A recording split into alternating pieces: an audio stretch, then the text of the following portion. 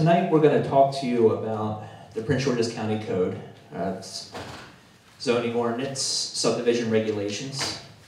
We're going to explain a little bit about why we're doing this, but mostly we're going to talk to you about the report that our consultants did from working with you and with us, with the county council, the planning board, other stakeholders, your neighbors, businesses, and other parties over the last year. Building also on what we've learned over the last about 49 years, and especially reinforced over the last 10 or so working with the community.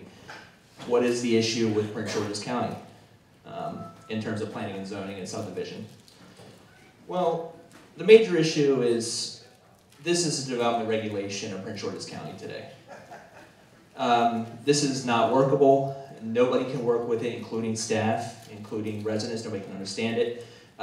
Things that require permits, like doing a new deck addition to your house or a new fence, they all start with the zoning ordinance. And we have regulations that you could spend a lifetime reading and trying to comprehend it and still not understand what we're trying to say. That's a big problem. It affects all manner of things the county does. More directly, it's going to impact, obviously, zoning and redevelopment, some economic development spin off from that.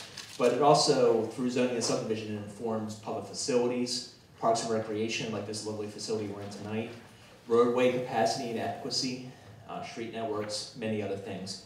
So it's very important for the county to take a 50-year-old, 1,000-page suburban zoning ordinance and bring it into the 21st century. And that's really the goal of what we're trying to do tonight. What Clarion is about to walk through are their evaluation and recommendations of the county. This report is totally from our consultant team. The county, meaning staff, planning board, and council, did not attempt to shape this report in any way.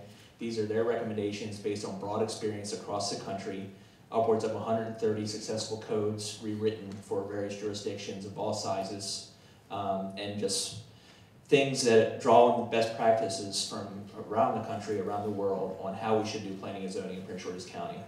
Some of this will be very, very new and different to us, and we ask that you keep an open mind. One of the main outcomes, what we're looking for tonight, is whether we're on the right track. Has Clarion identified all the major issues? Are we missing something that's important to you? Or do we need to rethink some of the recommendations as we move forward and begin drafting new code beginning this year? We are delighted to have the opportunity to work with Prince George's County in this rewrite process. As Chad has indicated, your current code or your current regulations is 50 years old.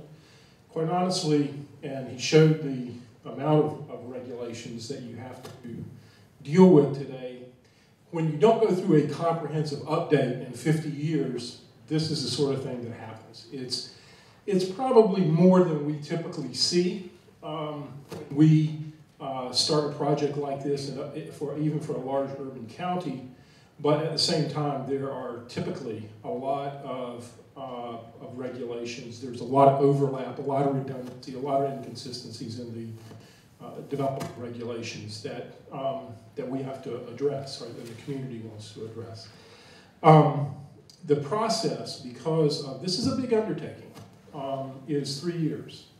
And we are at the end of the first year of the process. Typically, or not typically, but what we have found from experience is the best way to proceed, is the way that we are moving forward with this rewrite process. And that is not to just sit down and listen to goals that the community has for the rewrite process and then start drafting regulations, but to have an interim step. That interim step is this evaluation and recommendations report. That interim step basically is, number one, identification of the overriding goals for the project that the community wants to embrace. And secondly, some more specific recommendations on how you're going to achieve those goals in this rewrite process, with specific examples of how you would do it in your development regulations. And that's what this report is all about.